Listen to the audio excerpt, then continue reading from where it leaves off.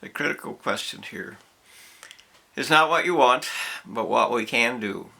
And that means that we have to choose world law for ourselves, because your leaders are not going to do it.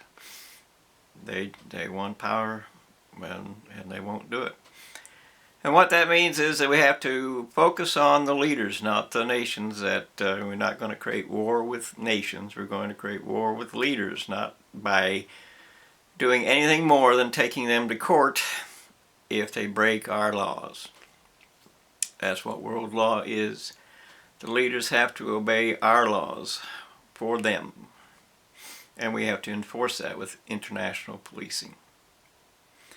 And that way we can get rid of all the weapons of mass destruction, and we can get rid of all the expense.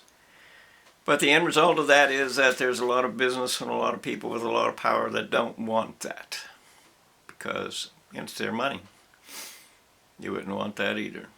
But nonetheless, this is a world that can no longer tolerate weapons of mass destruction, or huge armies, or all the damage they cause. Take a look at all the places that war is going on right now. We don't have resources to rebuild. You cut down all the trees, there's not a lot left really. And the fact of the matter is that the atmosphere of this planet stays in place because of those trees and all the weight that that atmosphere has to lift with those leaves to keep it attached to the earth. If the atmosphere fails to remain attached to this earth, it will accelerate just like all the other planets. And Venus has a 700 mile an hour wind, as does Jupiter and so on. This ain't no game. All of the ocean life is in jeopardy. Millions of things are going extinct, or however many it is, it doesn't matter. It's because of humans that this change exists. So I want you to think hard about what world law is and what world law is not, and understand that what we need to do with China or anyone else, this America, anyone else, if you come attacking us, what that means is that we're going to focus on the leader first. We're not going to attack the world, isn't going to attack a nation, but we are going to insist that you come to court and you identify what is and is not true, or we're going to let you die. You get to be first. You want to make the decision, you get to be first. Simple as that. Doesn't matter who you are. You make the decision for war, and you are the target. But then we have all the rest, all of the other problems that this earth has with humanity. And what we have to do is use limited capitalism, which means that you are responsible for making your own way in this earth, but you cannot, have everything. Doesn't matter whether you want to war with the rest of them or not and declare yourself winner. Who in the hell cares? Nobody. So we're going to have limited capitalism in order to survive, and that means as a society we're going to choose what the limits are for base level poverty.